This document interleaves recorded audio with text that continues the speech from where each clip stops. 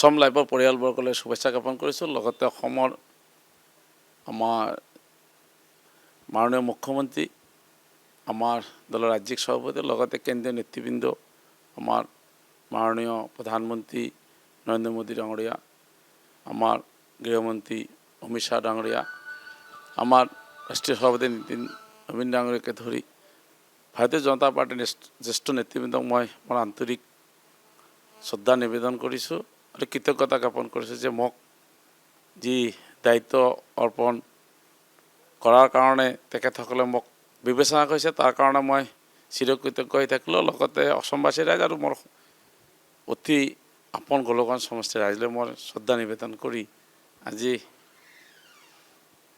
অহাকালি শপত ল'বলগীয়া মন্ত্ৰীসভাত মোৰ নামটো অন্তৰ্ভুক্ত হোৱাত মই সকলোকে কৃতজ্ঞতাৰ ধন্যবাদ জ্ঞাপন কৰিছোঁ।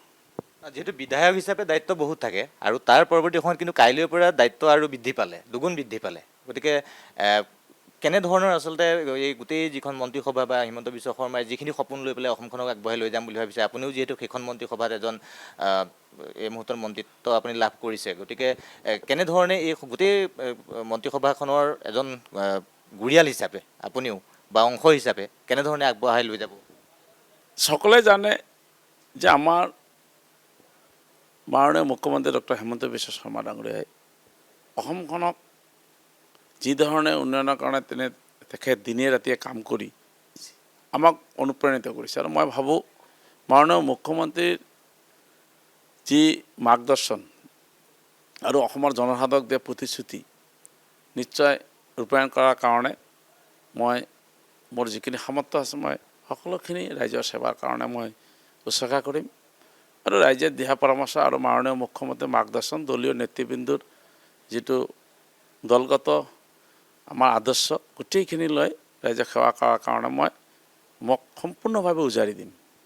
সকলোৰে এটা সপোন থাকে, প্ৰথমতে বিধায়ক হ'ল যে মন্ত্ৰীসভাত যদি স্থান পাওঁ, ৰাজ্যিক মন্ত্ৰীয়ে হওক বা কেবিনেট মন্ত্ৰীয়ে হওক, যি ধৰণৰ থাকে। কাইলৈ যিহেতু আপুনি নতুনকৈ শপত গ্ৰহণ কৰিব, কেনেধৰণৰ আচলতে মন্ত্ৰিত্বৰ যিহেতু পদ, দায়িত্ব যিহেতু আপোনাক দিব, আজি ঘোষণা কৰিলে আপোনাৰ মন্ত্ৰিত্বৰ নাম, গতিকে দায়িত্ব কেনেধৰণৰ দায়িত্ব আচলতে পালে আপুনি সুখী? চাওক, কাম যিকোনো কাম নিষ্ঠাৰে কৰিলে এই কাম আমাৰ কাৰণে এটা ফল, মানে আমি যি দায়িত্ব দিব আমি কাম কৰোঁ। মই কাৰ্যকৰ্তা হিচাপে কাম কৰিছোঁ।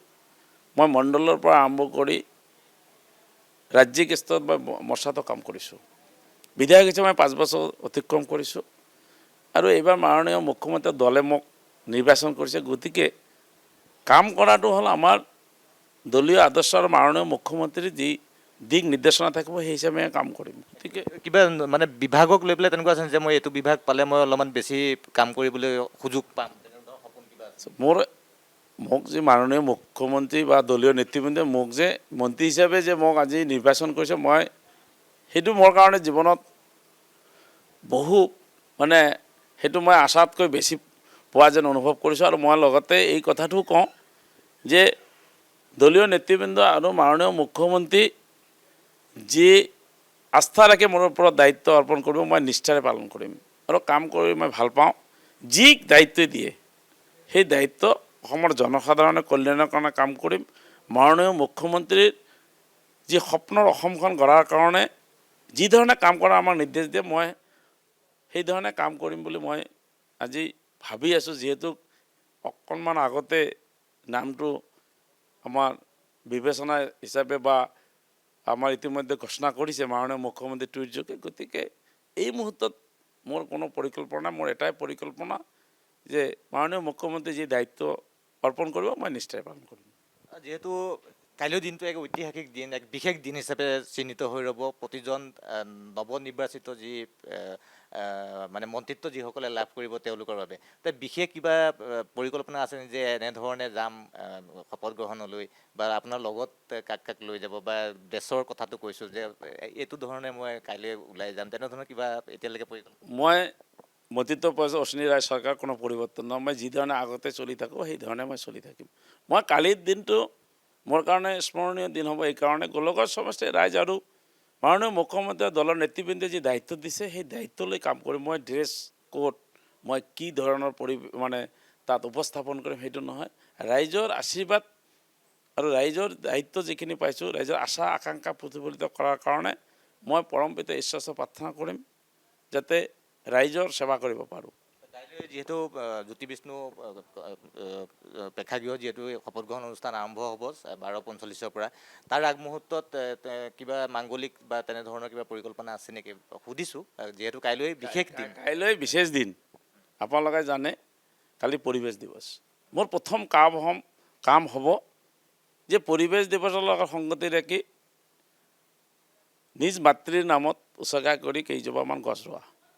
আৰু মই ভাবোঁ যে এই গছজোপা যেনেকৈ সমাজত অক্সিজেন দিব, ঠিক তেনেদৰে কালিৰ পৰা মই সমাজৰ নতুনত্ব অনাৰ কাৰণে প্ৰতিজন অসমত বসবাস কৰা প্ৰতিজন ৰাইজক যাতে ভাল কাম উপহাৰ দিব পাৰোঁ তাৰ কাৰণে কাম কৰিম। গতিকে মই পৰিৱেশ দিৱসৰ দিনাই শপত গ্ৰহণ অনুষ্ঠানটো অনুষ্ঠিত কৰাৰ কাৰণে মই ভাবোঁ এটা উল্লেখযোগ্য দিন।